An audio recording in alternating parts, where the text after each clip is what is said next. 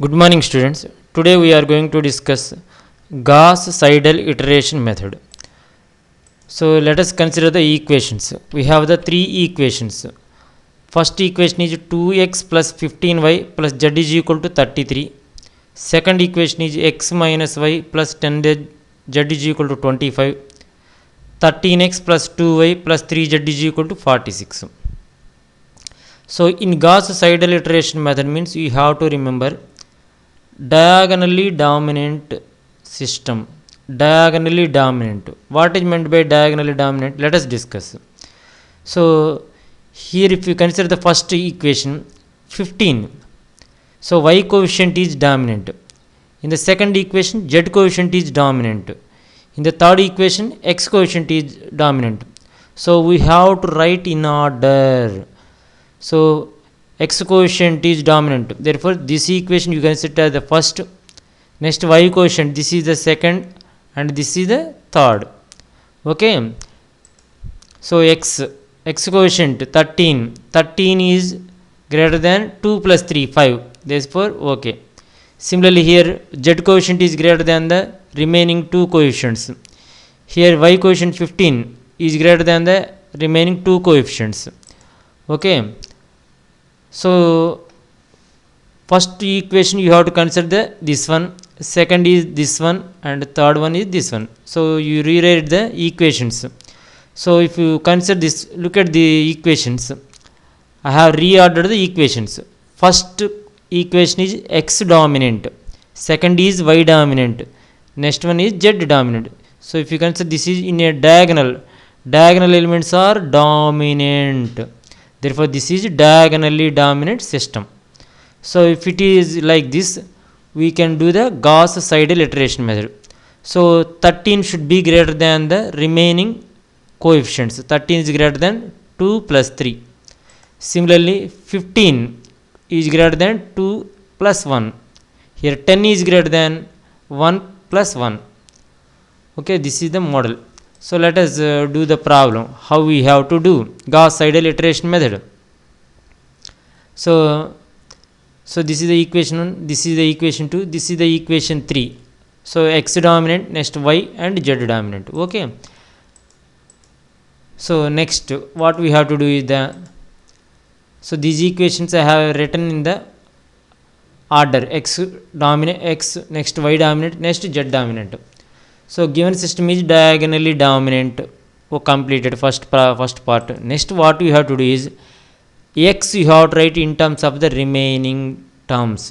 Therefore x is equal to 12 minus y minus z into 1 by 10. Similarly y is equal to 1 by 10 into 13 minus z minus 2x. So you will get like this. Here z is equal to 14 minus 2x minus 2y into 1 by 10. So next what we have to do, first startup values you have to consider. Put y is equal to 0 and z is equal to 0. So x is in terms of y and z, therefore I am considering y is equal to 0, z is equal to 0. So if you substitute in this one, this is the first iteration, that's why I am writing it as x power 1, x of 1. So you are going to get first iteration x value is 1.2. So you have to keep in the brain, what is the x value, you have to say 1.2. What is the y value? 0. What is the z value? 0. Okay. Next you come across with y. Y is in terms of x and z. Y is in terms of x and z. Therefore which value is required? X value. X is how much? 1.2. Z value how much? 0. Substitute the values. So first iteration of y is 1.06 you are going to get. Similarly z is in terms of x and y. Now what is x value? 1.2. What is y value? Don't say that it is 0. Updated value how much? 1.06. Therefore you substitute the values. X is equal to 1.2, y latest value is 1.06. Always you have to remember the latest xyz values only. Just to substitute in this one, first iteration of z is 0.95. So next we will go for the second iteration. When you are going for the second iteration, same procedure. X is in terms of y and z. So y is how much? Latest y value 1.06. Z is how much? 0.95. Put y is equal to 1.06 and z is equal to 0.95. So second iteration, you substitute in this only equation only, you are going to get it as 0.999. So second iteration of y, let us consider. So y is in terms of x and z. What is the x updated value? 0.999. y updated value z updated value is 0.95. Substitute in this one. So second iteration of y is 1.0052.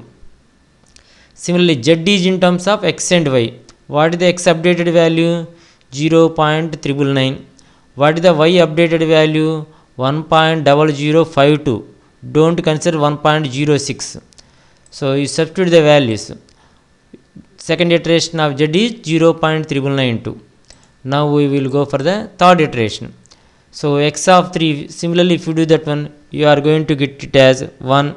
Similarly y of 3 is 1, z of 3 is equal to 1.